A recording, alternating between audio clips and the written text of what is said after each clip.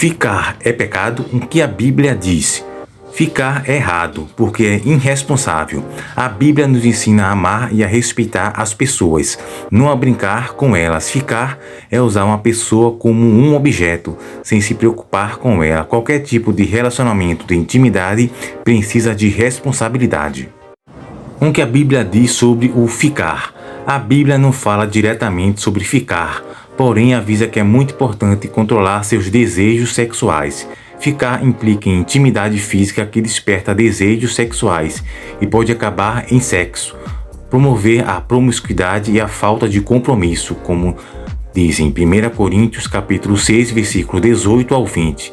Não podemos separar nossas experiências físicas do resto do nosso ser. Intimidade física afeta nossos sentimentos e tem implicações a níveis espirituais, mas sendo a responsabilidade de um relacionamento, o ficar tem consequências, como diz em Gálatas capítulo 6, versículo 7 ao 8, que seria o namoro relâmpago, sem compromisso. Ficar é uma falta de respeito. Os dois usam um ao outro para satisfazer seus próprios desejos. O outro é apenas um meio para atingir um fim, não uma pessoa valiosa criada à imagem de Deus, que merece respeito. Essa atitude é condenada de acordo com as Escrituras. Ficar é bom para se conhecer antes do namoro? A resposta é não. As pessoas se conhecem melhor no namoro, não quando ficam. Se você quer conhecer uma pessoa antes de namorar, faça amizade. Ficar é dar prioridade às coisas erradas. O namoro deve ser planejado e pensado para o casamento. E um casamento não sobrevive só de beijos. Ou seja, o ficar não ajuda a conhecer quem é uma pessoa realmente. Na verdade, é um ato de egoísmo dos dois lados, porque os dois querem satisfazer seus próprios desejos usando o outro. Esse é o contrário de um relacionamento saudável, onde cada um se preocupa com o outro. Ficar pode distorcer a imagem do outro, criando uma dependência errada pela pessoa errada. A outra pergunta, além do ficar, é se é pecado morar junto antes do casamento. A resposta é sim. É pecado morar junto antes do casamento. O relacionamento sexual foi criado por Deus para ser desfrutado dentro do casamento. Se um casal quer ter relações sexuais, deve se casar, como diz em 1 Coríntios, capítulo 7, versículo 9. Vamos ver como está escrito neste versículo. 1 Coríntios, capítulo 7, versículo 9. Mas se não consegue controlar, se devem casar-se, pois é melhor casar-se do que ficar ardendo de desejos. Então você pode perguntar, por que casar? O casamento foi instituído por Deus para criar relacionamentos fortes e duradouros. Deus criou o casamento para ser uma aliança para a vida toda entre um homem e uma mulher. Um relacionamento especial, seguro e íntimo. A relação sexual é uma coisa muito poderosa dentro de um relacionamento estável de compromisso. É muito bom, mas fora desse ideal pode causar vários problemas, como diz em 1 Coríntios capítulo 6, versículo 18. Vamos ver o que está escrito lá. 1 Coríntios capítulo 6, versículo 18.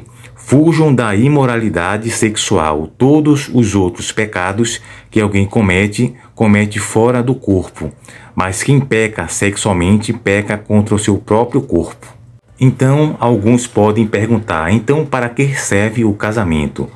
Vamos à resposta. Reconhecer a responsabilidade. No casamento, o casal faz um compromisso público.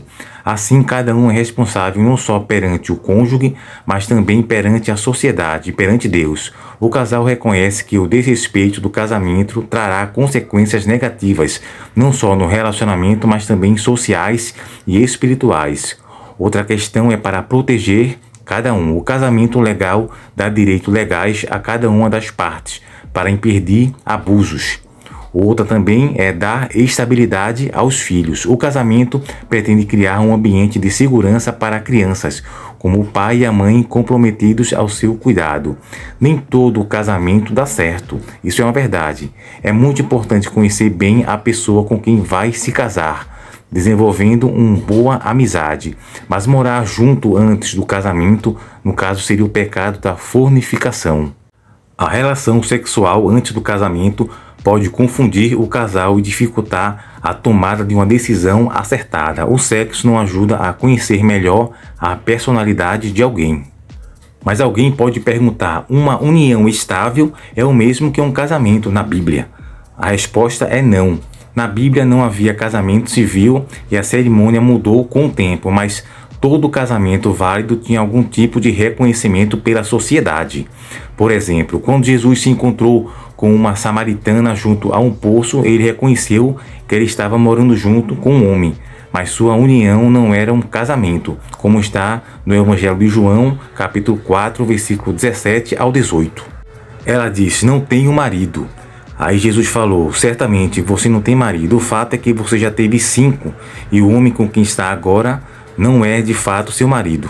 Então observe que Jesus deu uns conselhos e adverteu ao estilo de vida que ela vivia naquele momento. Mesmo Adão e Eva, que não tinham outras pessoas para testemunhar, tiveram a bênção do Criador para se unirem, como está em Gênesis capítulo 1, versículo 28. A bênção de Deus e o reconhecimento social de um casamento válido são muito importantes nas Escrituras. Vale lembrar também que o casamento não tem que ser uma cerimônia muito luxuosa e cara. O importante é fazer um compromisso público para ser reconhecido como casamento legítimo. Se casar é um testemunho que o casal está comprometido e quer agradar ao Criador. Então, meus amados irmãos, chegamos ao final de um breve vídeo sobre a questão do ficar, o namoro relâmpago sem compromisso. Nós aqui trazemos a palavra de Deus, explicamos que é pecado, que não é errado e do agrado de Deus. E a segunda parte foi sobre a fornicação, o sexo antes do casamento. Abordamos esse tema e mostramos à luz das Escrituras Sagradas que também não está de acordo com o estilo de vida do Evangelho, ok? Então terminamos aqui este vídeo.